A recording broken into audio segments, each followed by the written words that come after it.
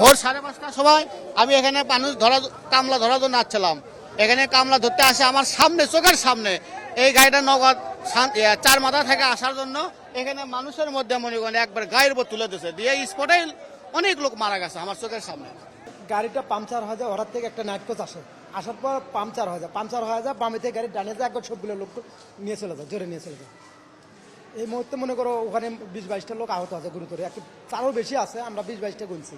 আপনারা দেখেছেন যে অ্যাক্সিডেন্ট এখানে হয়েছে, এখানে লোকজনের প্রাণহানি ঘটেছে, এখানে উত্তেজিত জনতা রাস্তা ব্যারিকেড দিয়েছে, এখানে প্রায় অ্যাক্সিডেন্ট হয়, আমরা এর আগে জেনেছি। আমরা এখানে তাদের এলাকাবাসীর দাবি হচ্ছে এখানে স্পিড ব্রেকার দেওয়ার এবং রোড ডিভাইডার দেওয়ার।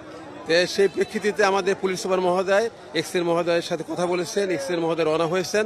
আমরা ইতিমধ্যে আমাদের টিউনো সাহেব এখন উপস্থিত হয়েছেন। আমরা আশা রাখছি এলাকাবাসীর যে দাবি সে দাবি হলো এখানে স্পিড নির্মাণ করা, সেটা আমরা বিশ্বাস করি আজকে বা কালকের মধ্যে বা আজকে হতে পারে।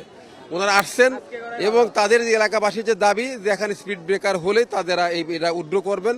এবং আমাদের স্পিড ব্রেক দেওয়ার জন্য আমাদের এক্সএন মহোদয় তাদের লোকজন রওনা হয়েছে। আমরা বিশ্বাস করি যে আজকে কালকের মধ্যে হয়ে গেলে ইনশাআল্লাহ এখানে দুর্ঘটনা কমে যাবে বলে করি আমি।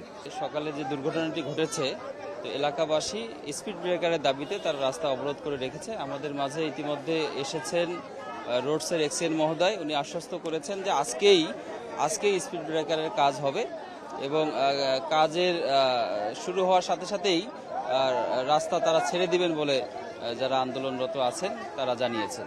আমরা চেষ্টা করছি তার আগেই রাস্তা যানজটটা নিরসন করা যায় কিনা। জি, ধন্যবাদ।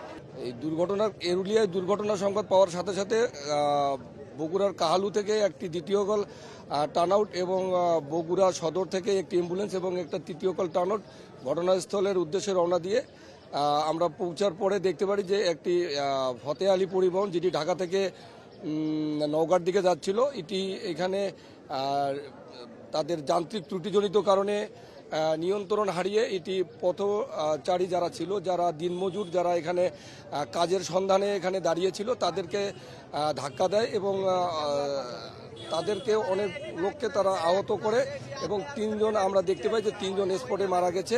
এবং গাড়িটি হয়তো গতি বেশি ছিল, বেশি থাকার কারণে এটি যখন ড্রাইভার হয়তো নিয়ন্ত্রণ করার চেষ্টা করে, এটি গাড়িটার গতি বেশি থাকার কারণে এটি গাড়িটা ঘুরে গিয়ে আবার বগুড়ামুখী হয়ে যায়।